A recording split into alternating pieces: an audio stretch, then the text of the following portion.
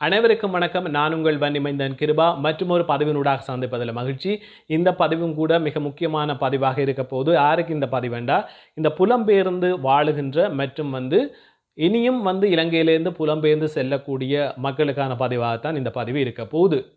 குறிப்பாக இந்த பிரித்தானியா உள்ளிட்ட மேற்குலக நாடுகளில் அதிகளவில் ஈழத்தமிழர்கள் புலம்பெயர்ந்தும் மற்றது சட்டவிரோதமாக சென்று அங்கு குடியுரிமையை பெற்று வாழ்ந்து வருகின்றது அனைவருக்கும் ஒரு தெரிந்த விஷயம். ஆனால் இந்த ஈழத்தமிழர்கள் மட்டும் இல்லை, இந்த வெளிநாடுகளில் இருந்து இவ்வாறு மக்கள் புலம்பெயர்ந்து தமது நாட்டுக்குள்ளே தமது வேலை வாய்ப்புகள் உள்ளிட்ட பல்வேறு விடயங்களில் ஆதிக்கம் செலுத்துறது ஒரு பிரச்சனையாக இருப்பதாக அந்தந்த நாடுகளில் உள்ள மக்கள் கருத தொடங்கி இருக்கிறோம்.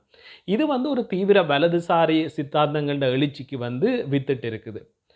அப்படி பார்த்தோம்னா அண்மையில் கூட இந்த ஆஸ்திரேலியா, பிரித்தானியா, நெதர்லாந்து உள்ளிட்ட நாடுகளில் இந்த குடியேறிகளை கட்டுப்படுத்த வேண்டும் என்று கோரி பாரிய ஆர்ப்பாட்டங்கள் நடைபெற்றதை நாங்கள் காணக்கூடியதாக இருந்தது.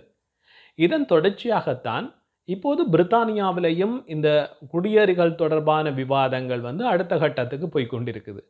அதாவது அடுத்த கட்ட தேர்தலில் எவ்வாறு இந்த விடயத்தை கையாள்றது என்பது தொடர்பில் தற்போது பிரித்தானியாவில் இருக்கிற ஆளுங்கட்சியான தொழிற்கட்சி பல்வேறு யோசனைகள் அல்லது முயற்சிகளை மேற்கொண்டு வருது. இப்படியான ஒரு நிலையில தான் பிரித்தானியாவிலேயும் கூட இந்த தீவிர வலதுசாரிகள் இந்த எழுச்சி வலுப்பெற்று கொண்டு வருது. குறிப்பாக இந்த குடியேறிகளின் விடயத்தை மையப்படுத்தித்தான் இந்த ரிஃபார்ம் யூகே என்ற கட்சியின் வளர்ச்சியான்றது எழுச்சி பெற்று கொண்டு வருது. அப்படி இருக்கையில் இந்த குடியேறிகளை சமாளிக்க வேண்டிய அல்லது கட்டுப்படுத்த வேண்டிய ஒரு நிலைக்கு தற்போது அதிகாரத்தில் இருக்கிற தொழிற்கட்சி தள்ளப்பட்டிருக்கு. இந்த பாரிய அளவிலான குடியேறிகளின் வருகை ஒரு பாரிய பிரச்சனையாக உருவெடுத்தது தான் ஐரோப்பிய ஒன்றியத்திலிருந்து பிரித்தானியா விலகுவதற்கு முக்கிய காரணமாக இருந்தது. பிரெக்சிட்டுக்கு பின்னர் இந்த குடியேறிகளின் வருகையை நாங்கள் கட்டுப்படுத்துவோம் என்று சொல்லி வாக்குறுதி அளித்த கன்சர்வேட்டிவ் கட்சி தலைவர்களுக்கு பிரித்தானிய மக்கள் தங்களது அதிகாரத்தை கொடுக்கினர். குறிப்பாக 2010ஆம் ஆண்டு தெரேசா மேயா இருக்கலாம், அதற்கு பிறகு போரிஸ் ஜான்சன் மற்றும் ரிஷி சுனக் ஆகியோரால் இந்த விடயத்தை வெற்றிகரமாக செயற்படுத்த முடியாமல் போகுது. இந்த நிலையில தான் 14 ஆண்டுகளுக்கு பின்னர் கடந்த ஆண்டு அதிகாரத்தை பெற்றுக்கொண்ட தொழிற்கட்சியும் இந்த குடியேறிகளின் நெருக்கடியை சமாளிக்கிறதுல தடுமாறி வர்றதை எங்களால் காணக்கூடியதாக இருக்குது.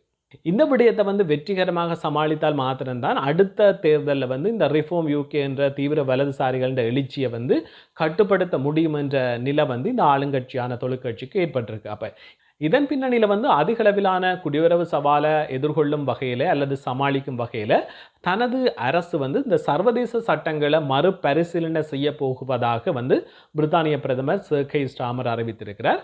உள்நாட்டு குடியுறவு வழக்குகள் அல்லது விடயங்களை ஐரோப்பிய மனித உரிமை ஒப்பந்தமானது பயன்படுத்தப்படும் விதத்தில் பாரிய மாற்றங்களை அரசு திட்டமிட்டு வருகிறதாக அவர் ஒருதலைபட்சமாக கூறியிருக்கிறார். குறிப்பாக இந்த பிரித்தானியாவில் குடியுரிமை மறுக்கப்பட்ட ஈழத்தமிழர்களின் இறுதி நம்பிக்கையாக கூட இந்த ஐரோப்பிய மனித உரிமை ஒப்பந்தம் காணப்பட்டிருந்த நிலையில தான் பிரித்தானிய பிரதமர் என்ற அறிவிப்பு வெளியாகி இருக்கு. இது இந்த ஈழத்தமிழர்கள் உள்ளிட்ட இந்த புலம்பெயர்ந்து அல்லது சட்டவிரோதமாக பிரித்தானியாவில் குடியேறியுள்ளவர்களுக்கு ஒரு அதிர்ச்சி தரும் விடயமாக தான் இருக்கு. பல சர்வதேச சட்டங்களை பிரித்தானிய நீதிமன்றங்கள் எவ்வாறு செயற்படுத்துகின்றன என்பதனை தாம் மீண்டும் ஒரு சரிபார்க்க வேண்டும் என்று பிரித்தானிய பிரதமர் கூறியிருக்கிறார். நடப்பு சூழலில் அந்த சட்டங்கள் பயன்படுத்த வேண்டிய ஒரு அவசியம் இருப்பதாகவும் இதற்கு முன்னர் இல்லாத அளவு நாடுகள் அதிகளவிலான குடிவரவு நிலைமையை எதிர்கொள்றதால இந்த சட்டங்களின் மறுபரிசீலனை என்பது அவசியமாகிறது என்ற ஒரு விடயத்தை அவர் சுட்டிக்காட்டியிருக்கிறார். இந்த புதிய சவால், அதாவது இந்த குடியேறிகளின் அதிகரித்த வரவை எதிர்கொள்றதுக்கு சில விதிகளின் சரத்துக்களை மீண்டும் சரிபார்க்க வேண்டிய தேவை இருக்கிறதாயும், ஆனாலும் அந்த சட்டங்களை நாங்கள் கிழித்தறிய வேண்டிய ஒரு அவசியம் இல்லை என்றும் தனது கருத்தில் அவர் கூறியிருக்கிறார். இதனிடையே தான் இந்த பிரேசில் நாட்டு சிறைகளில் வழங்கப்படும் இந்த சுகாதார சேவைகள் மற்றும் வசதிகள் குறைவாக இருப்பதாக கூறி நாடு கடத்தலை தடுக்க வேண்டும் என்று கோரிய ஒரு பிரேசிலிய நாட்டு குழந்தை பாலியல் குற்றவாளி குறித்த கேள்வி ஒன்றையும் பிரதமர் எதிர்கொண்டிருந்தார். அதற்கு இவ்வாறு அவர் பதிலளித்திருந்தார். அதாவது திடீர் தூக்கு தண்டனையை எதிர்கொண்டுள்ள ஒருவரை நாடு கடத்துறது மற்றும் அந்த நாட்டு சிறைகளில் தரம் குறைவாக இருப்பதை கருத்தில் கொண்டு நாடு கடத்தல் தடுக்கப்பட நிலைமை என்றது வேறுபட்டவை என்ற ஒரு விடயத்தை அவர் சுட்டிக்காட்டுறார். உண்மையாக இந்த துன்புறுத்தல்களிலிருந்து தப்பிக்க விரும்பும் நபர்களுக்கு தஞ்சம் வழங்கப்பட வேண்டும் என்றும் அது ஒரு கருணை உள்ள செயல் என்றும் பிரித்தானிய பிரதமர் மேலும் கூறுகிறார். வெளிநாட்டு குற்றவாளிகளை நாடு கடத்துவதில் ஏற்படும் தடைகள் குறித்து கருத்து வெளியிட்ட கே ஸ்டாமர் ஐரோப்பிய மனித உரிமை ஒப்பந்தத்தின் 3வது மற்றும் 8வது பிரிவுகள் இந்த விடயங்களில் இந்த நாடு கடத்தல் விடயங்களுக்கு தடையாக இருக்கிறதாயும் அவர் கூறுகிறார். இந்த முறையற்ற தண்டனைகள் மற்றும் குடும்ப வாழ்க்கைக்கான உரிமை ஆகியவற்றை இந்த பிரிவுகள் பாதுகாப்பதாக சுட்டிக்காட்டுகின்றார். இது மாத்திரமில்லாமல் ஐநா தஞ்சமளிப்பு ஒப்பந்தம், சிறைச்சாலை துன்புறுத்தலை தடை செய்யும் ஒப்பந்தம் மற்றும் இந்த குழந்தை உரிமை ஒப்பந்தம் ஆகியவை கூட இந்த நாடு கடத்தலுக்கு தடையாக இருக்கக்கூடும் என்றும் அவர் மேலும் குறிப்பிட்டிருக்கிறார். அப்போ குடியேற்றத்தை கட்டுப்படுத்தும் நோக்கில் ஐரோப்பிய மனித உரிமை ஒப்பந்தத்தின் சில அம்சங்கள் இந்த விளக்கத்தை இறுக்கமாக்குவதற்கான வழிகளை அமைச்சர்கள் ஏற்கனவே ஆராய்ந்து வருவதாக கூறப்படுகிறது. இவ்வாறான ஒரு பின்னணியில் சில ஐரோப்பிய மனித உரிமை ஒப்பந்த விதிகளை எதிர்கால குடிவரவு நடவடிக்கைகளில் எவ்வாறு பயன்படுத்தலாம் என்பதை நெறிப்படுத்தும் சட்டங்களை கொண்டு வருவது குறித்து ஏற்கனவே ஆய்வு செய்யப்பட்டு வருவதாகவும் பிரித்தானிய பிரதமர் இங்கு சுட்டிக்காட்டியிருக்கிறார். குடும்ப வாழ்க்கை என்ற உரிமையை குடிவரவு வழக்குகளில் எவ்வாறு பயன்படுத்த வேண்டும் என்பதை தெளிவுபடுத்தும் சட்டத்திட்டத்தை கடந்த மே மாதத்தில் வெளியிட்ட இமிகிரேஷன் ஒயிட் பேப்பர் என்ற தமது குடியேற்ற கொள்கை ஆவண வரைவில் அரசு முன்வைத்திருந்ததுங்களை காணக்கூடியதாக இருந்தது. நீதிமன்றங்கள் ஐரோப்பிய மனித உரிமை ஒப்பந்த சட்டங்களை எவ்வாறு பயன்படுத்துகின்றன என்பதனை கண்காணிக்குமாறு வெளிவார செயலாளராக நியமிக்கப்படுவதற்கு முன்னர் எவார்ட் கூப்பர் உள்துறை அதிகாரிகளுக்கு உத்தரவிட்டிருந்த ஒரு சூழலும் இங்கே இருக்கு. இந்த ரிஃபார்ம் யூகே என்ற கட்சியை எதிர்கொள்ளும் முயற்சிகளை மையப்படுத்தியதான் அண்மையில் நடைபெற்ற தொழிற்கட்சியின் மாநாடு கூட இருந்தது.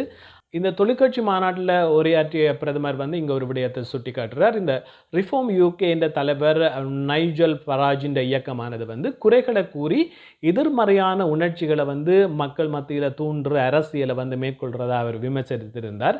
ஆனால் கூட தொழிற்கட்சியை பார்த்தோம்னா மரியாதைக்குரிய அல்லது சகிப்பு தன்மை உள்ள நாட்டு பெற்றாளர்களை கொண்ட கட்சி என்றும் அவர் பெருமிதம் வெளியிட்டிருந்தார். இப்போ ரிஃபார்ம் யூகே என்ற நாடு கடத்தல் யோசனைகள் இனவெறியானது என்று அவர் நேரடியாக கூறுறதை விட்டுட்டு அவர் இப்படி சொல்றார். தமது கட்சி இனவரி பேச்சுக்களுக்கு எதிராக முழுமையாக போராடும் என்று உறுதியளிக்கிறார். அப்படி என்றால் இந்த ரிஃபார்ம் யூகே கட்சியானது ஒரு இனவரியான செயற்பாடுகளை முன்னெடுக்கிறதா அவர் மறைமுகமாக விமர்சித்திருந்ததை எங்களை காணக்கூடியதாக இருக்குது. எது எவ்வாறாக இருந்தாலும் இந்த பிரித்தானியர்கள் குறிப்பாக எமது நாடு எமக்கு என்ற ஒரு தேசியவாத சித்தாந்தத்தை முன்வைக்கிறவர்கள் எதிர்வரும் தேர்தலில் ரிஃபார்ம் யூகே என்ற இந்த தீவிர வலதுசாரி கட்சிக்கு கணிசமான ஆதரவை வழங்குவார்கள் என்று எதிர்பார்க்கப்படுது. எதிர்வரும் தேர்தல்களை இந்த ரிஃபார்ம் யூகே கட்சி ஒரு தீர்மானமிக்க இடத்தை பெரும் பட்சத்தில் தற்போது தஞ்சம் கோரியுள்ள பலர்ந்த நிலைமை கவலைக்குரிய ஒன்றாக தான் மாறும் என்று அரசியல் ஆய்வாளர்கள் சுட்டி காட்டுகின்றனர். எதிர்கால நிலைமைகள் எவ்வாறு மாற்றமடைய போகிறது, எதிர்வரும் தேர்தல்களில் பிரித்தானிய மக்கள் யாருக்கு வாக்களிக்க போகிறார்கள் என்பதை பொறுத்து தான் இந்த முடிவுகள் தொடர்பான தீர்க்கமான விடயங்கள் வெளிவரும். இதுபோன்ற மற்றும் ஒரு காத்திரமான பதிவில் சந்திக்கும் நான் வன்னி மைந்தன் கிருபா.